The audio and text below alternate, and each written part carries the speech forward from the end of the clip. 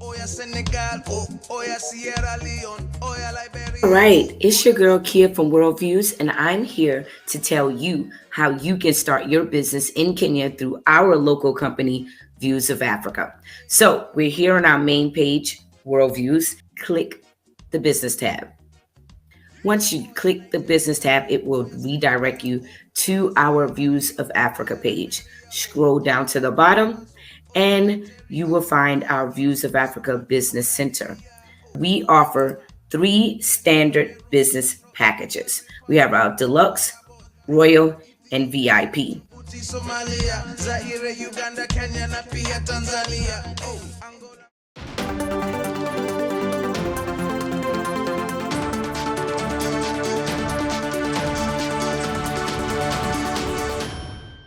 Without economic power, without economic empowerment, the Pan-African movement is it's amputated. It is handicapped. Because you see, however much we can get culturally and socially empowered, if this power or empowerment, especially of the global African people, is not sealed by economic power, is not premised or founded on economic power, I'm telling you, all our efforts are going to come to nothing. Why? Because once we begin taking steps towards cultural liberation, political liberation, social liberation, then the guys with the real money come and covertly block these visions. They unplug them. So I say this, we have got to move past the limitation of propaganda. We have got to move past the baseless fear that we have towards each other as a result of the miseducation and the propaganda that we have been fed from centuries ago. We have got to understand that the divide between continental Africans and the Africans in the diaspora, and even the divide between continental Africans themselves, and the divide between African Americans themselves or Caribbean brothers themselves. I mean, we have to understand that all this is by design to keep us from achieving our true economic potential as a people, because these people understand that we are the bedrock of every natural resource that powers the current kingdoms in the West as we know them. It is no secret that the glories that we see in Europe and in Asia and in the Americas were solely built on the blood, sweat, tears, and and shrewdness of these people. They are built on the tear, sweat, and blood of our ancestors, and it continues to be sustained by their shrewdness and their exploitation. So we have got to pursue economic empowerment. And how do we do that? We have got to come out of the psychological prison that Africa is a place of death. Africa is a place of sickness, of disease, of war, of poverty, of hunger, because that is the prison that has been built especially for our people in the diaspora.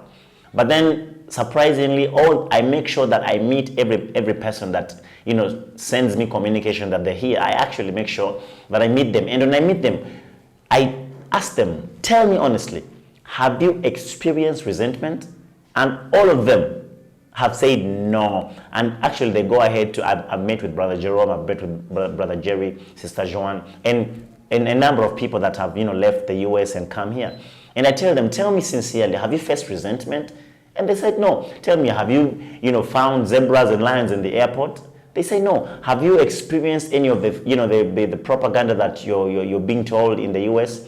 And they said no. So that is to tell you that the picture is different depending on where you are. If you're looking at Africa from the lens of the internet and you're outside of Africa, you will never want to come here.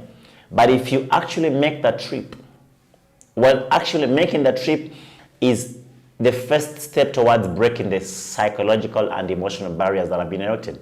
Talking about you have to get special medication.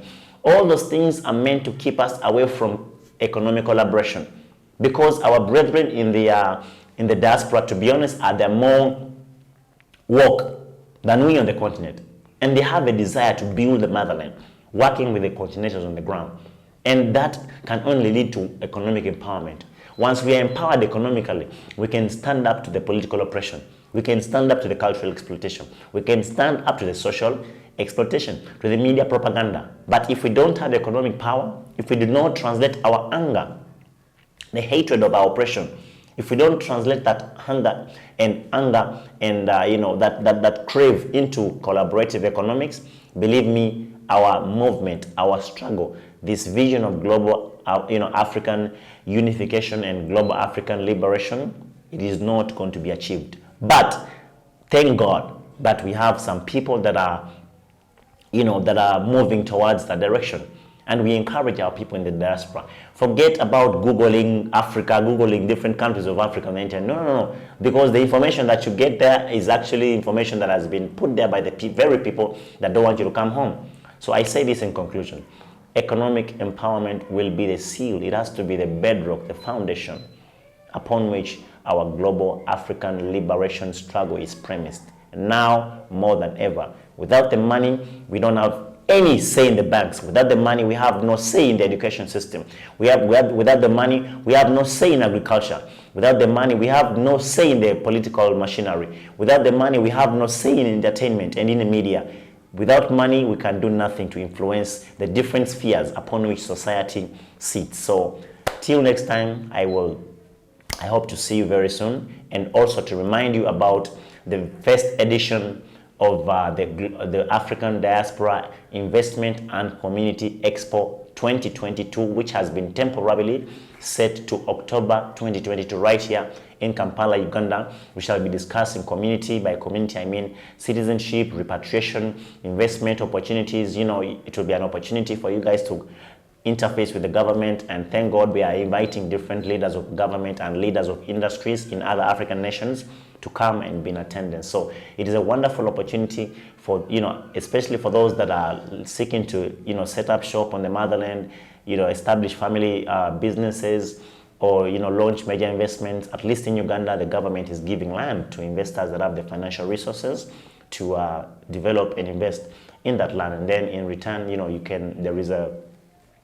you can split the return on investment. So I encourage you to start saving up the money for your tickets, your accommodation. You will go see sights and sounds around. We have different tour companies lined up to receive you, and the Ministry of Health, the Uganda Investment Authority, and the Uganda Tourism Board are working. We are working with them. We're actually at the stage of developing, very solid, watertight paperwork, and we shall be releasing those details as they emerge. And the website is under construction for this particular event.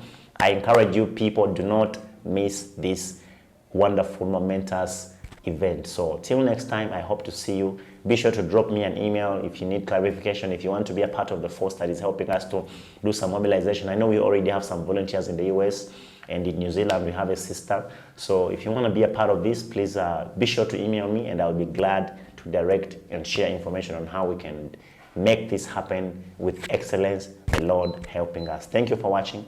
I am Dauglas Majwega from Kampala, Uganda.